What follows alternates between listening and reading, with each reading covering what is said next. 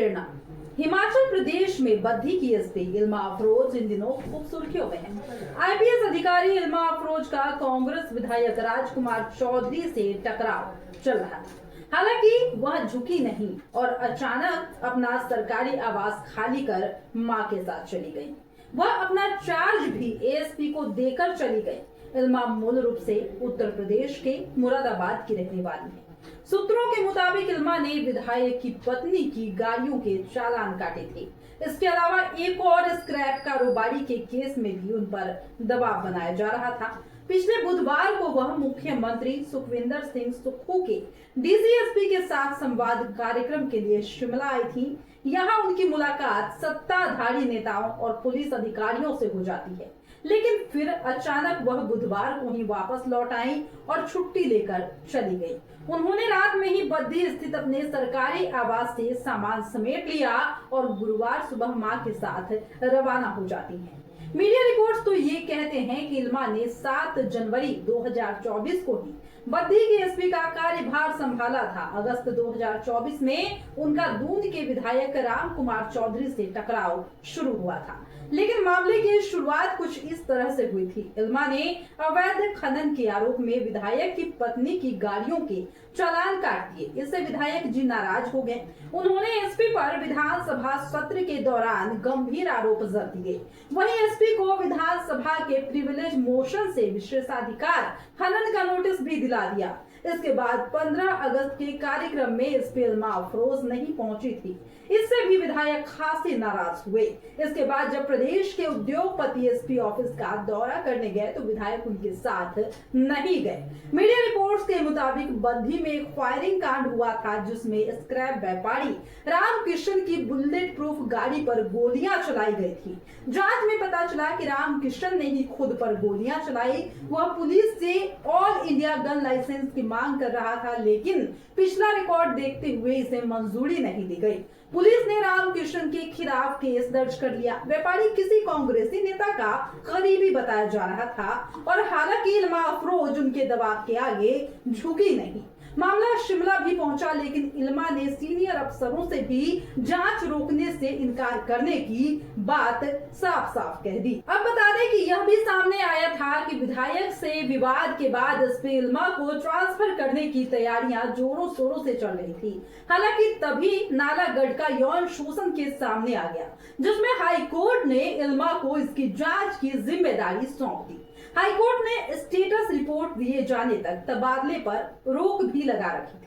अब बात आगे की करते हैं तो आईपीएस इल्मा अफरोज के सत्ता में बैठे कांग्रेस के एक विधायक से विवाद के बाद सरकार पुलिस विभाग के आगे न झुकने के दबंग फैसले को देखकर हर कोई उनकी कहानी को जानना चाहता है। किसान परिवार की बेटी इल्मा ने पिता के निधन के बाद मुश्किल हालात में पढ़ाई पूरी की। ऑक्सफोर्ड यूनिवर्सिटी में पढ़ाई की। न्यूयॉर्क में अच्छा पैकेज छोड़कर भारत लौटकर सिविल सर्विस परीक्षा पास की। इल्मा उत्तर प्रदेश के जिला मुरादाबाद के गांव कुंदरकी की रहने वाली हैं। उनके पिता का जब देहांत हुआ तो इल्मा 14 साल की थी। इसके बाद उनकी मां ने अपने पैरों पर खड़े होकर उन्हें और उनके 12 साल के भाई को कठिन परिस्थितियों में पाला, उन्हें बड़ा किया, अच्छी शिक्षा दिलाई। इल्मा की शुरुआती दिनों से ही जानने वाले लोग कहते हैं कि इल्मा छोटी उम्र से ही फर्राटेदार अंग्रेजी बोला करती थी। पढ़ाई में बहुत ही अच्छी थी। छोटी उम्र में पिता के निधन के बाद इल्मा मां के साथ खेती में भी हाथ बटाया करती थी। इल्मा ने शुरुआती पढ़ाई मुरादाबाद में की। इसके बाद दिल्ली यूनिवर्सिटी के सबसे प्रतिष्ठित कॉलेज में से एक सेंट स्टीफन से फिलॉसफी में ग्रेजुएशन किया। अपनी मेहनत, लगन और प्रतिभा के बलबूते स्कॉलरशिप हासिल की और इसके बाद हायर एजुकेशन के लिए वो ऑक्सफोर्ड यूनिवर्सिटी चली गई। यहाँ पढ़ाई के दौरान वह एक्सचेंज प्रोग्राम के तहत पेरिस गई और इसके बाद उन्होंने न्यूयॉर्क में मैनहंट के एक वॉलंटरी सर्विस प्रोग्राम में भी भाग ले लिया। इल्मा को न्यूयॉर्क की एक कंपनी में अच्छे पैकेज पर नौकरी का ऑफर भी मिला था, लेकिन देश सेवा की ख्वाहिश लिए वो वापस से भारत लौट आए। इल्मा खुद भी ये बात एडमिट करती हैं कि देश प्रेम उन्हें वापस खींच लाया। इसके बाद उन्होंने 2017 में सबसे कठिन सिविल सर्विस परीक्षा को पास किया। उनका ऑल इंडिया रैंक 217 था। इसके बाद अगस्त 2018 में आईपीएस के लिए चयन होने के बाद उन्हें हिमाचल कैडर मिल गया। गरीब परिवार से आईपीएस बनी इल्मा जब बद्धी आई तो दफ्तर के बाहर 6 महीने पहले उन्हें एक बच्चा पानी पीते हुए दिख गया। इल्मा ने उससे बात की तो पता चला कि यहाँ कई गरीब बच्चे स्कूल नहीं जाते हैं। इल्मा ने एसपी ऑफिस से ही एक इवनिंग स्कूल खोल दी और जिसमें वह खुद बच्चों को पढ़ाने लग जाती है। 20 से 25 बच्चों से शुरू हुआ ये इवनिंग स्कूल अब 450 बच्चों तक पहुंच गया है। हालांकि इल्मा की छुट्टी पर जाने से अब स्कूल बंद पड़ा है।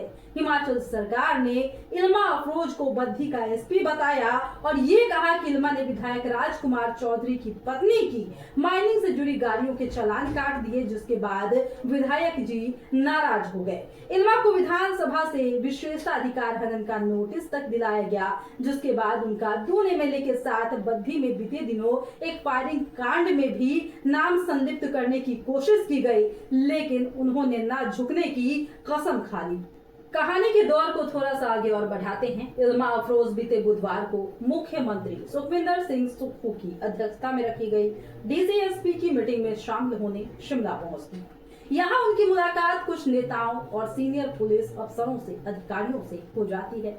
उसी दिन इल्मा अफरोज लौटी और नेताओं अफसरों के आगे झुकने के बजाय वो सरकारी आवास खाली कर अपनी मां के साथ लंबी छुट्टी पर चली गई, जो ये दिखाता है कि स्वाभिमान से बढ़कर कुछ भी नहीं। यानी कि ये वो कहानी है जिससे हम ये प्रेरणा ले सकते हैं कि चाहे परिस्थितियां कितनी भी गंभीर क्यों ना हो, अगर आप में स्वाभिमान है और आप में दमखम है और आपने ठान रखा है कि हमें गलत के आगे नहीं झुकना, तो कोई भी नेता हो या कोई भी सरकार क्यों ना हो या हो अधिकारी, वो आपको झुका नहीं सकता। फिलहाल इस वक्त की खबर में इतना ही, और भी ऐसे ही तमाम वीडियो अपडेट्स के लिए बने रहिए हमारे साथ और देखते रहिए हमारा चैनल। धन्यवाद।